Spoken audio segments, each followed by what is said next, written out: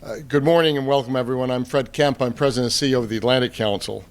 And I'm delighted that we can host this morning Dr. Daniel Kaniewski. Dr. Kaniewski, Dan, it's great to have you here. Deputy Administrator for Resilience at the Federal Emergency Management Agency. Let me also welcome the deep bench of experts, some of them gathered in this audience today, and also as well state and city officials from across the United States who are joining us via the live webcast. Today's event is hosted by the Adrienne Arsht Center for Resilience, the Atlantic Council's newest center. Adrienne, who is here with us today, and we're delighted about that, is a true visionary leader at the Atlantic Council, Executive Vice Chair of our board, and a person who knows how to get things done. As a leading business woman and philanthropist, she's been an outstanding partner for our work for many years on this subject, on Latin America, and beyond. She's pushed us to think deeply about the importance of building resilience into every level of our society and systems amid the many complex and rapidly changing threats we face. And Adrienne, as always, thank you for your support. As you all know and remember, 2017 was one of the most active and costly hurricane seasons in recent memory. Hurricanes Harvey, Irma, and Maria left Texas, Florida, and Puerto Rico reeling. Last year, California also suffered from the largest wildfire season on record, and states across the U.S. felt the effects of numerous other severe weather events. Overall, the cost of domestic natural disasters in 2017 came to at least $300 billion, a new annual record for the United States. In response to this unusually complex and sometimes simultaneous set of crises and disasters, FEMA in 2017 deployed extensive resources and staff to states, municipalities, and communities across the country, helping hundreds of thousands of people respond, recover, and rebuild. Now that we are in the 2018 hurricane season, we're eager to hear more about how FEMA is seeking to implement lessons learned from 2017 and advance its strategic priorities, supported by the realignment to have a new organization specifically focused on resilience. So for all those reasons, we're delighted that Dr. Kaniewski is here today. This does follow the After Action report that was released on Friday. We scheduled this event far ahead of that, but clearly the strategic plan of FEMA and the way that it's going forward builds in the lessons that were in that Friday report. Here at the Atlantic Council, we of course share FEMA's enthusiasm for standing up organizations focused on resilience, having done so ourselves with the Arsht Center for Resilience. This center's work spans security, safety, and society, and seeks to build the ability of everyone, from organizations as large as the United Nations and NATO, to individuals, to prepare, absorb, and recover from potential challenges. One of our main lines of effort is natural disasters, which makes today's discussion particularly relevant. So we're thrilled to have Dr. Kaniewski here. He was confirmed by the United States Senate in September 2017 and is currently FEMA's second-ranking official. In his role as Deputy Administrator for Resilience, he leads FEMA's insurance, mitigation, preparedness, continuity, and grant programs.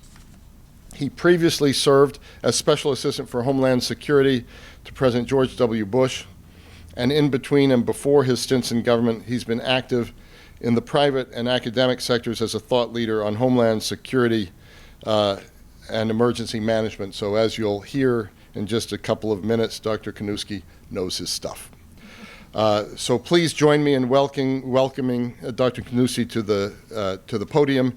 He'll provide some opening remarks, then we'll turn to a moderated session with the Arsht Center's Acting Director, Eric Ridge, and take some questions from the audience, and also we'll take questions from people joining via the webcast.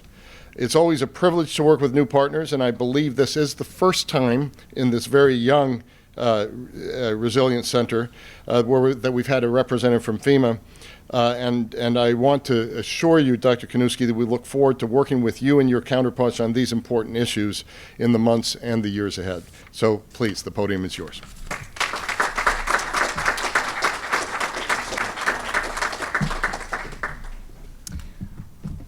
Good morning. Thank you, Fred, for that introduction. I feel like I can just sit back down. We have a resilience expert in our midst. Well, thank you to the Atlantic Council and the Arsht Center for having me here. And ma'am, thank you. It was so nice to meet you and hear about your passion for these issues that we really do share. I think the Council's newest center here has really demonstrated its value by bringing focus to this issue of resilience. Now, when I looked at the website yesterday to refresh my knowledge of the center, I saw that disaster risk reduction was a top priority. That's really, really great to see, because there are far too many organizations out there that really understand what the risks we face every day and just how bad it could be during a catastrophe. In fact, I had these conversations about disaster risk reduction as a delegation leader from the United States government to the UN's Regional Platform for Disaster Risk Reduction in Colombia a couple of weeks ago. In fact, this was the first time ever that a FEMA representative led a US delegation to a UN meeting. Now, I hope that I did okay, and I hope that's not the last one that FEMA gets to lead, but I found it deeply moving to hear the stories both of challenges and successes from throughout the Americas and the Caribbean. And I look forward, again, to engaging our international partners, again, like that in the future. Now, as many of you know, 2017 was a busy year for FEMA and for the emergency management community writ large. There were a number of hurricanes, Harvey and Irma, for example, that came ashore while I was sitting on the sidelines. I was awaiting Senate confirmation, and sure enough, as soon as Maria formed, my confirmation happened. And I found myself as the second-ranking official at FEMA the day Maria came ashore. Now let's consider some of the records that were set at FEMA. With Maria alone was the largest air and sea mission in FEMA history. It was the largest commodity mission in FEMA history. It was the largest medical response on US soil ever, led by the Department of Health and Human Services. And it was the largest power restoration mission ever on US soil, led by the US Army Corps of Engineers. Now, as we talked about, hurricanes Harvey, Irma, and Maria caused significant amount of damage. In fact, unprecedented levels. And those three hurricanes alone were about $265 billion in damage. To put that in perspective, each of those hurricanes on their own would be one of the top 5 costliest hurricanes of all time. In response, FEMA coordinated large deployments of federal personnel both before and after the storm's landfalls to support response and initial recovery operations for 270,000 square miles. FEMA facilitated missions that involved more than $2 billion in commodities to move across several states and territories using multiple modes of transportation, some of those very unfamiliar to FEMA when you're talking about an island that's 1,000 miles off the coast. FEMA urban search and rescue task forces comprised of state and local responders saved or assisted more than 9,500 lives across the 3 hurricanes. In total, the hurricanes and the California wildfires together affected more than 47 million people. That's 15% of the US population, completely unprecedented. FEMA registered 4.8 million households for assistance. And to put that in perspective, that's more disaster survivors registered by FEMA than hurricanes Katrina, Rita, Wilma, and Sandy combined. Now, as you may have heard, we recently released an after-action report called the 2017 Hurricane Season FEMA After-Action Report, aptly enough. It's available from FEMA.gov. I imagine you can also find some media reporting on it. But today, I'd like to tell you our perspective on why we do AARs. Now, it's a standard procedure post-disaster. The AAR is not meant to place blame or skirt blame. It's intended to identify what went right and what can be improved before the next disaster strikes. So those that are criticizing FEMA's response to the 27 hurricanes by citing our own AAR should realize that that could have a chilling effect on the entire emergency community's efforts to learn from previous disasters. AARs, after all, are part of the DNA for us as emergency managers, and thousands of emergency managers see the value in learning from ourselves and from each other. We should be encouraging transparency and knowledge sharing, not stifling it. So I can assure you that FEMA is an agency that's willing to learn and improve, and that's the purpose of the AAR, to identify challenges, learn from them, and become better as an agency. Now, our lessons learned are now driving targeted improvements across the agency and directly informed our 5-year strategic plan. Released in March, the strategic plan identifies 3 goals. I believe we have a slide here for it. Number 1, build a culture of preparedness. Number 2, readying the nation for catastrophic disasters. And number 3, this is always a crowd pleaser, reducing the complexity of FEMA programs.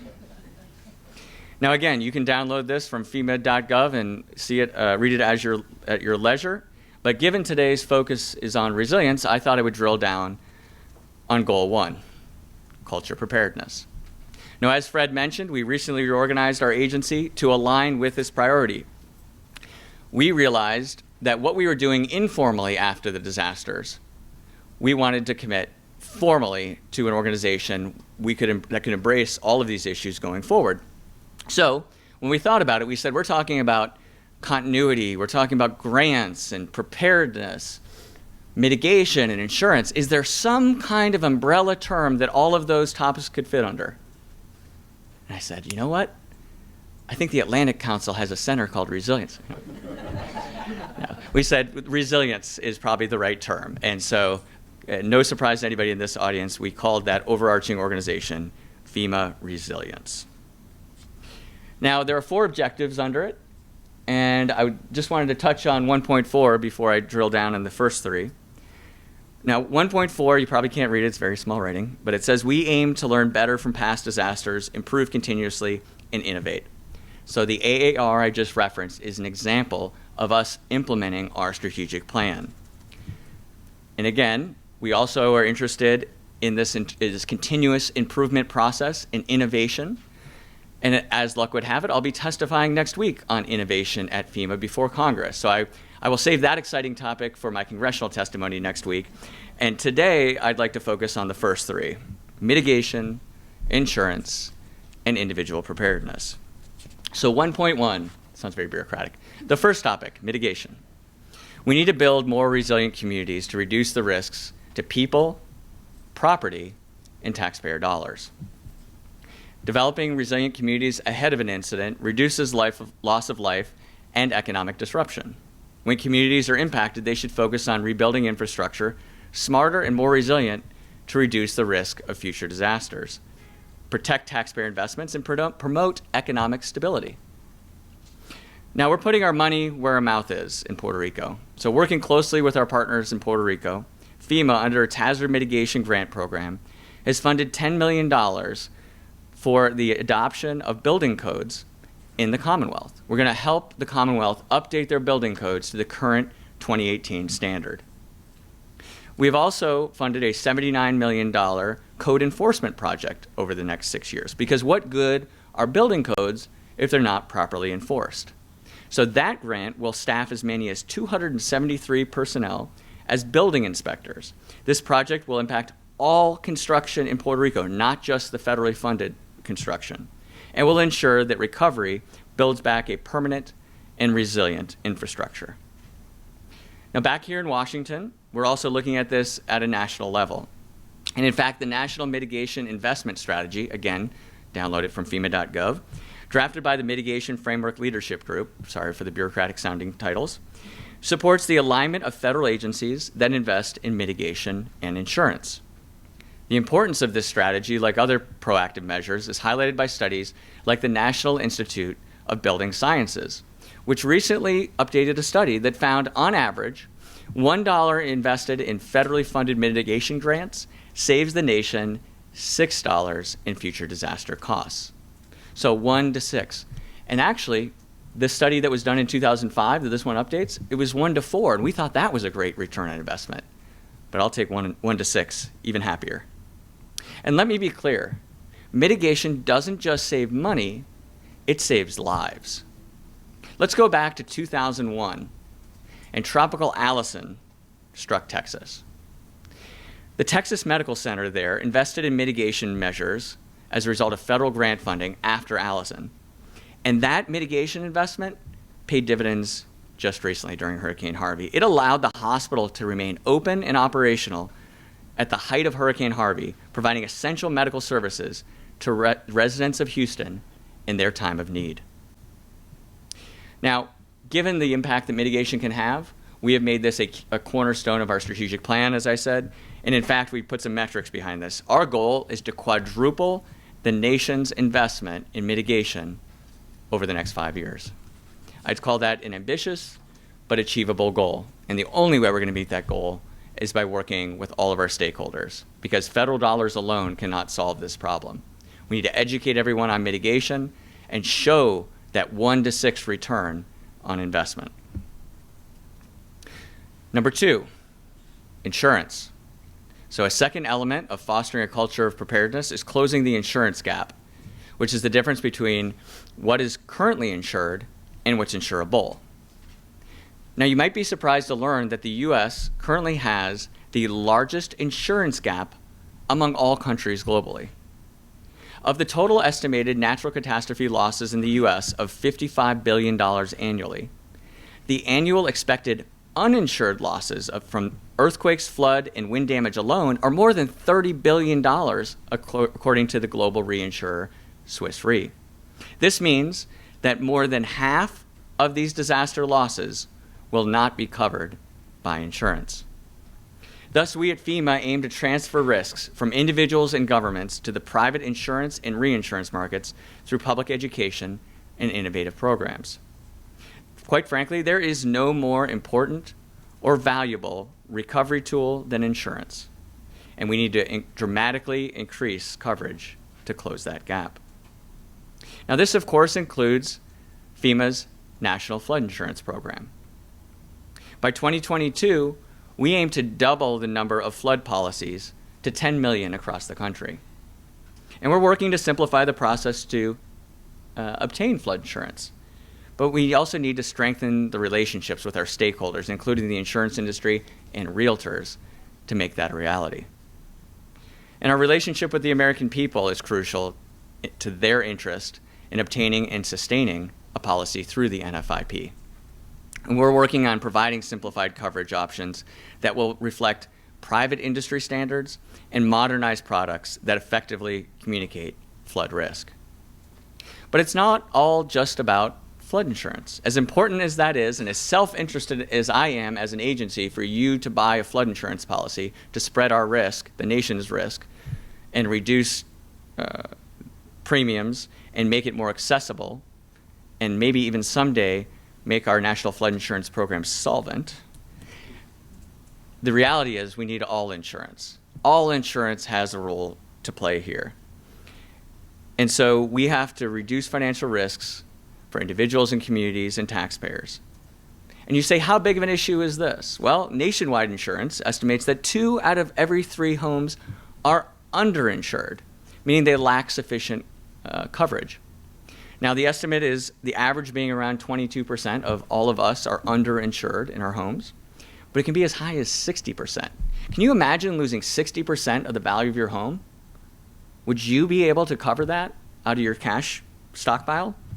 Maybe, but most people wouldn't. So those that are most vulnerable are also the least likely to have insurance, making disaster recovery even more challenging and in some cases impossible. Now that's where FEMA steps in. FEMA provides assistance to all. FEMA provides assistance to the uninsured. And you might say, that's great. It is a great program to provide that backstop. And it is. Our individual assistance program is something we are very proud of to help these disaster survivors. But let me be clear. Our FEMA programs were never intended to supplant your homeowners or renters' insurance policies. FEMA's average disaster payment to individuals and households is a few $1,000s. Again, critical immediately after a disaster, but insufficient to help you recover completely. Now, this is obviously far short of what most homeowners would need to rebuild. Yet I think few individuals actually understand the limited scope of FEMA's individual assistance programs. So let me give you an example that might hit home. As a result of the flooding from Hurricane Harvey in Harris County, Texas, the average payout for the uninsured disaster survivor there was $4,000. Again, very valuable in the immediate aftermath of that disaster.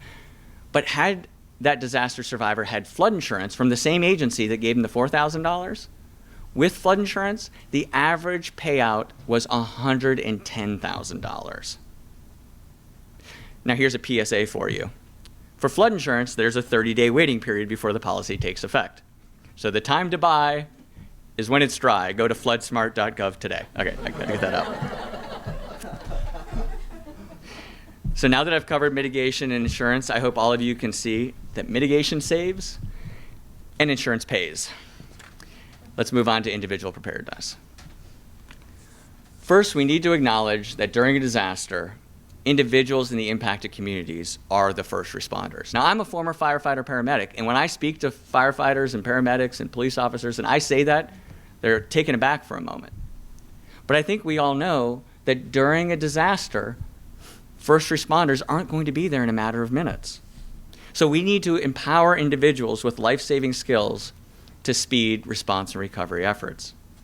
Think of a few simple questions. Let's ask ourselves. I won't ask you to raise your hands, but do you know how to shut off the water and gas to your home? Do you know to check on your neighbors? Do you know CPR? Now, the Individual Community Preparedness Division at FEMA engages with the public to provide some of these practical skills and guidance. But this goes beyond just those simple practical skills. It includes financial preparedness. Remember, we just talked about insurance and how important that was? Think about this for a second. A Federal Reserve Board survey recently found that 44%, so nearly half of American adults, do not have $400 to cover an emergency expense. Any emergency expense, much less a disaster. 44% of Americans not able to get their hands on $400. For this reason, we worked with a wonderful non-governmental partner called Operation Hope to produce the Emergency Financial First Aid Kit. Now, yes, of course, there's an acronym for that, EFAC. And that's to help people financially prepare and provide tips to reduce the financial impact of disasters. Now, is it working, you might ask? Is us getting out there, extolling the virtues of financial preparedness and working with organizations like Operation Hope that traditionally focus on financial literacy? I would say yes, it is, and let me give you an example. As part of Financial Capability Month in April, FEMA, together with our 20 interagency partners, helped over 28 million Americans become better financially prepared for disasters by providing financial capability messaging, tools, and resources. Now, these toolkits and courses are, of course, available on ready.gov. The last item I want to talk about in individual preparedness is our Youth Preparedness Council. Young citizens are engaging in these issues, have the potential to greatly influence a culture of preparedness in our communities over time. I actually just came from addressing their annual summit moments before here, and I was truly encouraged by their passion for tackling these issues. In conclusion, insurance, mitigation, and individual preparedness are key to changing the culture when it comes to surviving disasters. Resilient communities keep our economies moving and people's livelihoods sustained. There are many efforts underway at FEMA, and we'll continue to work forward with our dedicated workforce, but we need you, our partners, and our stakeholders to truly create a culture of preparedness in this nation. With that, I thank you, and I'm happy to take some questions.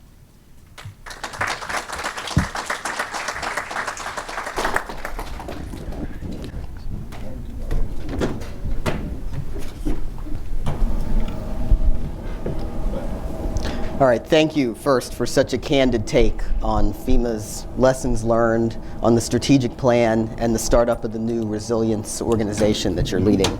We'll start off here with a few questions, and then we'll turn it over to the audience. If you're watching on the webcast and you want to ask a question, you can use Twitter, use the hashtag #ReadyResilient so that we see it, or you can send your questions to resilience@atlanticcouncil.org.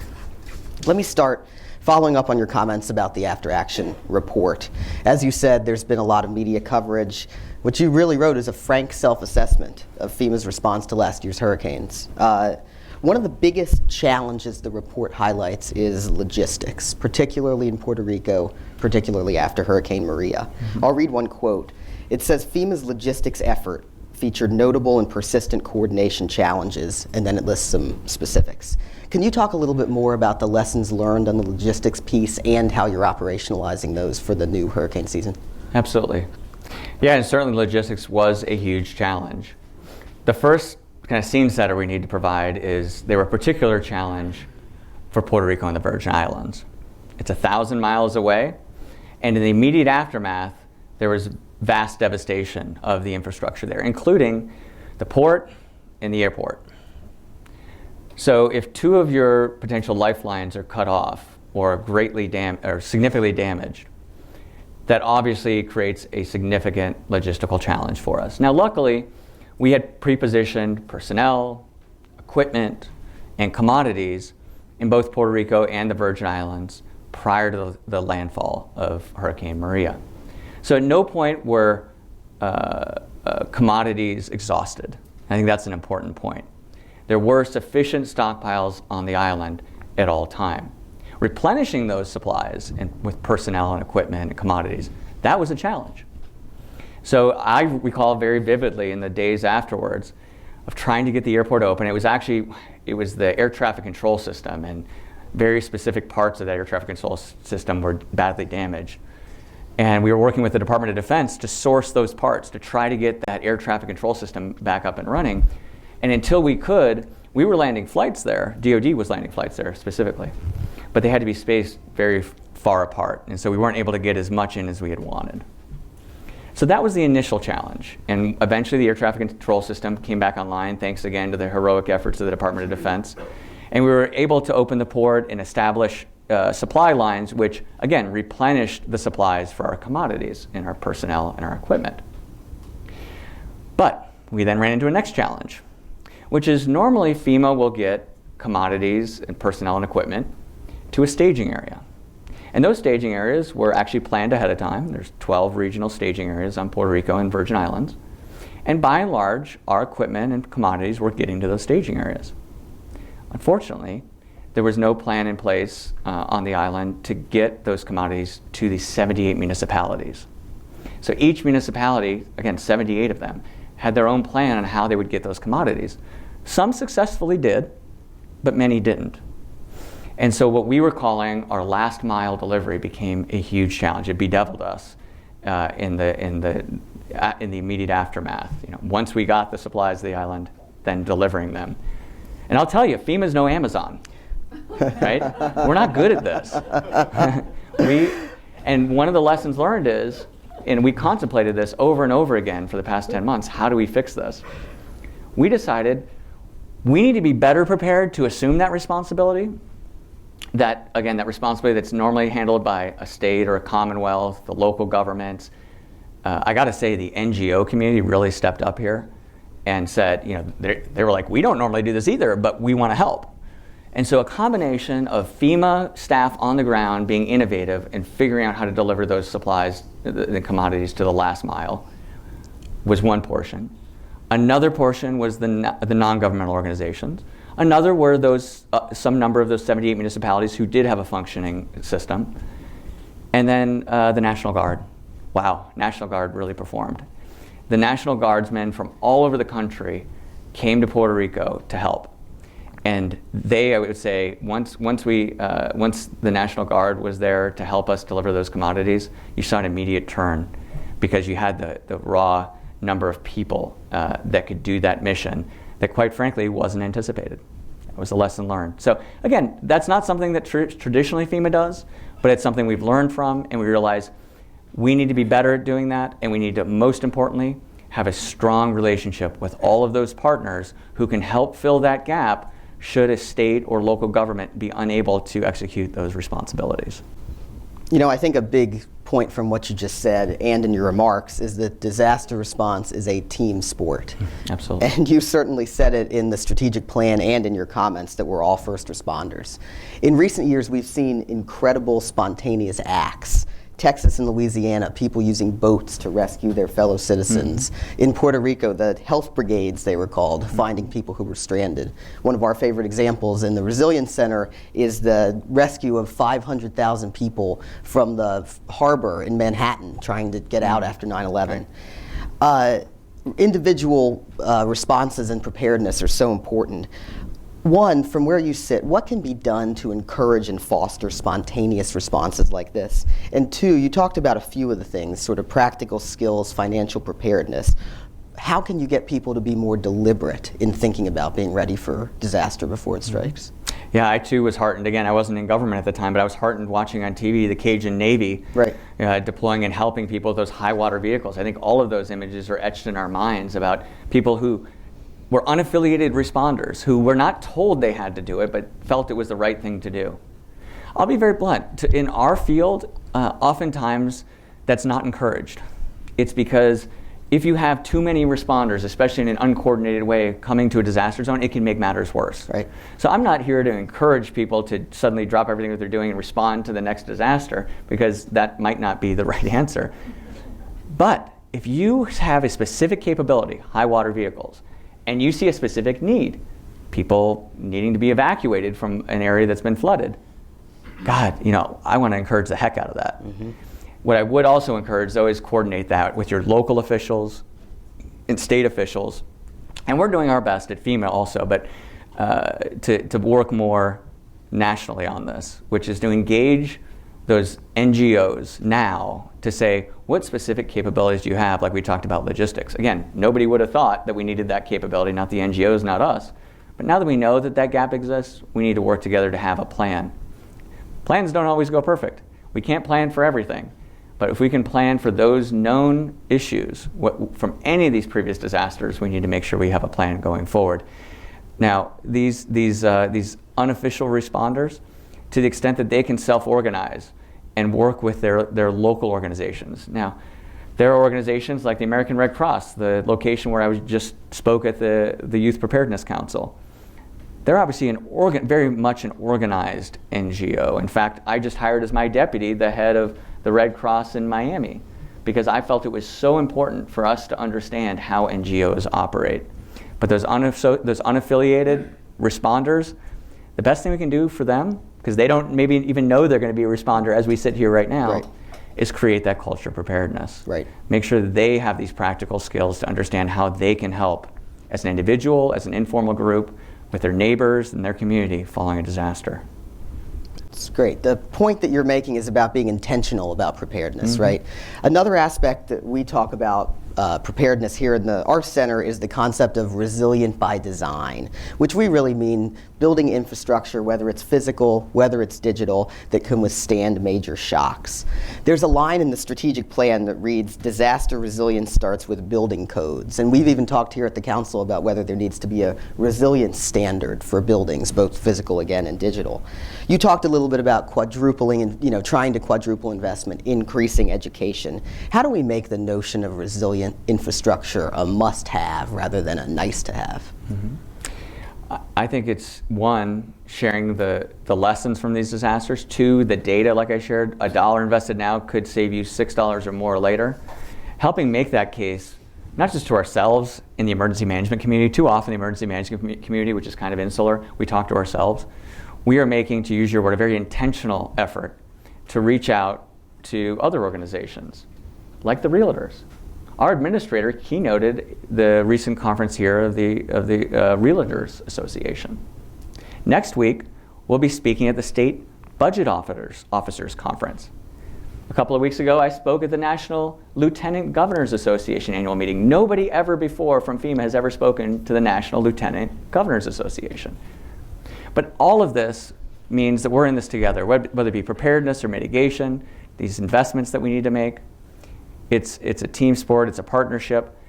But we at FEMA and the emergency management community writ large need to do a better job of telling that story about why there is a value in investing in resilience. Otherwise, states will continue potentially to not have a rainy day fund, so to speak, right? So at the federal level, we have a rainy day fund for disasters. It's called the Disaster Relief Fund.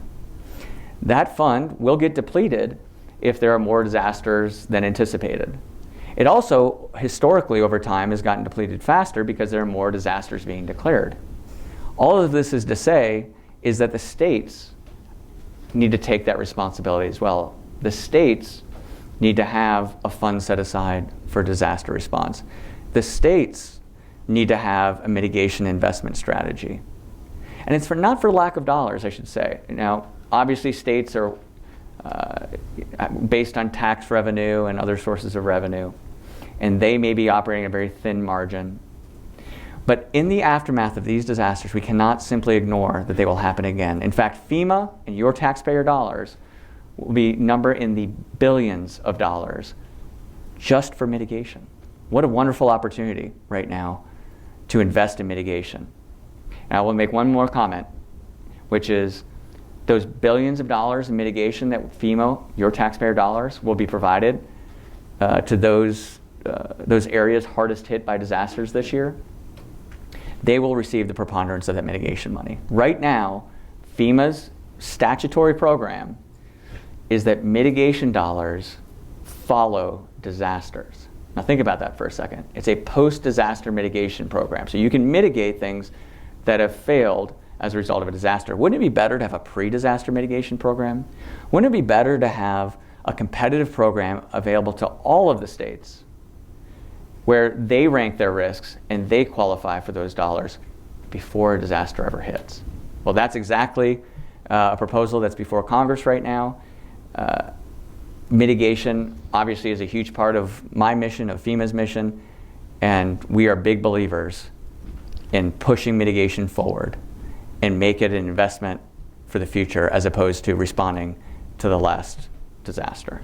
Absolutely. I'll do one last question, then we'll open it to the audience. You've talked about individuals, you've talked about state and locals. We hosted, some folks were here, I think, Jose Andres, the chef, for a public event last November, and where he talked about his efforts after Maria in Puerto Rico. And he was frankly complimentary of the individuals at FEMA. He was proud of the work that he did with FEMA, but he was, as you know, as many people know, he was frustrated by the bureaucracy. I'll read one quote. He said, quote, "The experience working with the people of the federal government was great. The question I'm going to be asking everybody is, what can we do to break away from red tape?" I think that really captures an important tension in crisis response. I think it's something in the strategic plan, it's something that you guys are working on. Can you talk a little bit more about that? Sure, we've shown a spotlight on red tape with goal number 3. Yep. Right, the one where you all cheered and said reducing complexity of FEMA programs. That's right. So we obviously agree. Like, I don't think we should have 300 IT systems at FEMA. We do. I also don't think that our disaster survivors are well served by having multiple inspections of their property by different parts of FEMA or different federal agencies.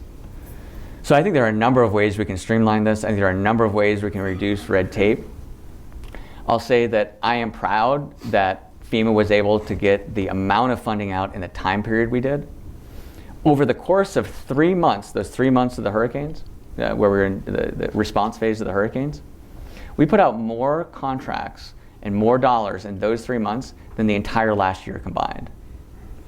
And that includes to Jose Andres. Right. You know, we funded his efforts because we said he's on the ground, he wants to do this, we're going to pay for it. Right. There are other NGOs that are out there that not only did they do it and they did it in a coordinated manner with us, but they paid for it themselves with their donor money. Right. So there are roles for everyone here, whether you're an individual, whether you're an NGO with donor dollars wanting to make sure you can get the greatest return on investment for your donors and working with us in tandem, because there's many things the federal government can't pay for. There's many things that I am statutorily prohibited from paying for. But the American Red Cross can pay for it, and I'm proud of our partnership with them because they are filling some of those gaps. There are people in need that I would like to help if only the law would allow me. Sure. And seeing how I'm probably not going to get the law changed during the middle of a disaster, I have NGOs there that are ready, willing, and able. And thanks to you and the Americans who have contributed to those organizations, which, by the way, I'm going to get a plug here, the National Voluntary Organizations Active in Disasters. That's a mouthful, right? Ready for the acronym? NVOAD. NVOAD plays a critical role, not just to FEMA as a partner, but to disaster survivors. They coordinate, all these NGOs coordinate amongst themselves to see who can provide what, where, and when, and fill those gaps and meet those immediate needs. And we are absolutely lashed up with that national organization. And when we say we have this challenge and we need assistance, FEMA can't do this, like commodities distribution, NVOAD stepped up. They said, we will find NGOs to help. That's great. Thank you for doing this. Now let's go to the Q&A portion from the audience. So if you raise your hands, I'll call on folks, wait for someone to bring you a microphone, and then if you just say your name and affiliation, and we'll go to, well, let's see, who's, yeah, all right, Ms. Arsht. Adrienne Arsht, question on insurance. Thank you. Question on insurance individually. If you choose to have insurance, it's so often they only pay for replacement, not mitigation. And is there thoughts or ways to, if not, should we say encourage insurance companies to be willing to pay for the upgrade in a building code, for example, or a new roof that's applied better? Yeah, excellent question. This bridges a gap between mitigation and insurance, because they really, all of these concepts are interrelated, right? Individual preparedness isn't different than mitigation or insurance, because I think you should elevate your home if you're funded to do so, because that'll mitigate your losses later, make you safeguard you and your family. Same with insurance. We need to make this case. We need to make the case to the insurance industry the same way we're making the case to individuals and communities. Now, I was lucky enough to spend the year and a half prior to this job in the insurance industry. I'd spent most of my career in academia and NGOs, at think tanks, talking about these issues I'm passionate about. And one day, it's really this simple, I said, you know what, I bet you the insurance industry has this figured out. Because there's no way all these insurers would still be in business if they didn't have this figured out, like on risk assessment and risk modeling and mitigation and reducing their losses, and sure enough, they did. They have a very good understanding about what their annual losses will be in any given year, and they have a very good understanding about what the return on investment of any particular mitigation strategy would be. They have the technology and the metrics and the ability to do so. My insurance company, which is the National Flood Insurance Program, lacks any sort of flexibility like that. We are a statutorily defined organization that is about $20 billion in debt. If we were a private company, we would not be in business. We would have gone out of business a long time ago. What we need for NFIP is, frankly, what the insurance industry writ large has, which is the flexibility to do exactly the things that you said, ma'am, which is having risk-adjusted rates, enabling you to have lower rates because you invested in mitigation.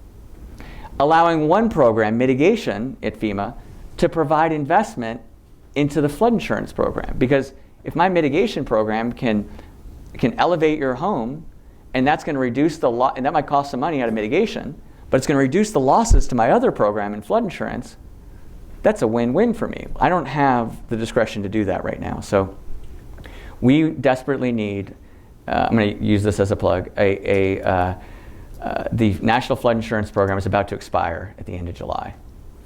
We need that program to be renewed. All of us do. Anybody with a flood insurance policy or that owns a home needs to have that renewed.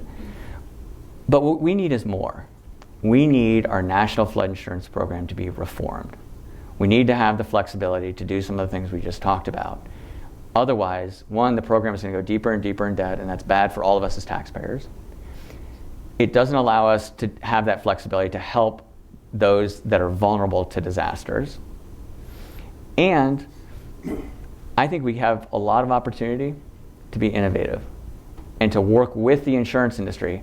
My goal, honestly, is to hand the National Flood Insurance Program off to the private markets, because I think that this wouldn't still be a problem if the private sector had their hands on this. If the private insurance markets had the National Flood Insurance Program, they would use some of those same risk assessment and risk modeling tools that I'm familiar with and apply it to this program that frankly is mired in bureaucratic challenges.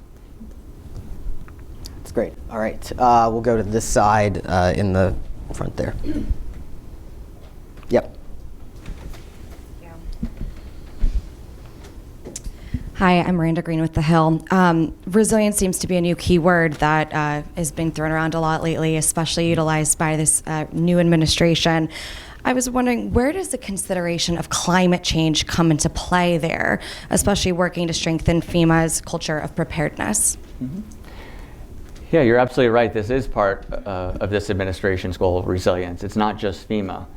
So the President's national security strategy calls out resilience as a top priority. The White House has been reorganized around a resilience directorate for quite some time. In fact, my old office at the White House in the Bush administration, which was called Preparedness and Response, is now called Resilience. So yeah, you can see this kind of shift in how the federal government views resilience, and it sees more than just the shift in tone. There is a value in making these investments up front. So no longer should we focus on just response and recovery. With regard to climate, I think we all can acknowledge that the climate has shifted, it changes over time, and we at FEMA are an all hazards agency. We have to be prepared to respond to any type of event. It could be a natural disaster like we just talked about, it could be a man-made event. It could be a major industrial accident or a terrorist attack. We at FEMA have to be prepared for that, to respond. And we also have to make sure that we're making, the topic of this conversation, our communities more resilient to all types of disasters, again, man-made and natural. And from my perspective, I'm agnostic as to what the threat is. I just care that there is a risk. If you tell me there is a risk and this risk is greater than this risk, then we should make it the investment in that risk.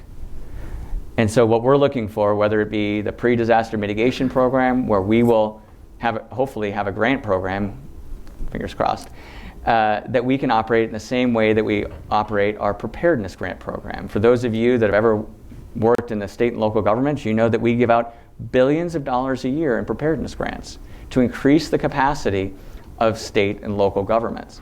That could be fire trucks or other types of equipment. It could be training and exercises. Those are all hazards investments. What's missing from that is that mitigation investment. Us to confront known risks now so that we can reduce the loss of lives and taxpayer dollars should something happen. That's great. All right, we'll do one last question right here.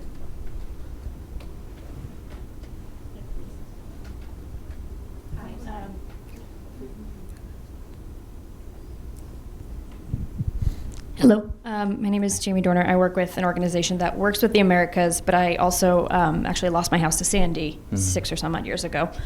My question is regarding the kind of the lessons learned from Puerto Rico. And so there's a lot of reports that are coming out saying, that some of the supplies that were made available that were stationed on the island were actually moved to the U.S. Virgin Islands, and that Puerto Rico remained not with enough as much as they needed. And so I was just wondering, in terms of lessons learned from that in anticipation of another island crisis, what do you think, mitigation and resilience in terms of those, what would you do differently? And also in terms of logistics, what would you do differently? Sure. Let me start with logistics. So if we recall, Hurricane Irma actually glanced the islands and hit the Virgin Islands harder than Puerto Rico. And so that's why the supplies were shifted. They were shifted to meet the greatest need at that time. Of course, once Maria developed and the track became clear, those supplies were again shifted back to Puerto Rico. But let me be clear, regardless of whether they were on Puerto Rico or the Virgin Islands, the commodities were on the island and were available. The challenge later on was that last mile delivery. That would have been a challenge no matter where the supplies were in whatever the number of 12 regional staging areas were. That I've acknowledged was a huge challenge. Going forward, your point is excellent. What is the lesson here? Well, the lesson is Puerto Rico's, while that event is unique, again, we'll never probably see something exactly like that again. It's Puerto Rico, it's weakened infrastructure, there were lack of preparedness on multiple levels. I'm confident that it will not look exactly like that again. But the situation of having a disaster, a catastrophic disaster on an island, or I'll even say it more generally, in a remote area, is not unique. We need to be prepared for a disaster that occurs on Hawaii or even Alaska. It's not an island, but it's remote, or other commonwealths or territories in the United States. So a big lesson learned there is we need to make sure that we are fully prepared, and that includes logistics networks, for any of these potential disaster locations in remote areas. So you're spot on, and that is absolutely a lesson for us here, and not one, frankly, that FEMA had fully contemplated heretofore. All right, that's all the time we have. Thank you for being so candid. I think we all learned a lot. I think we all have a lot of acronyms to search on Google now. Can everyone please join me in a round of applause? Thank you.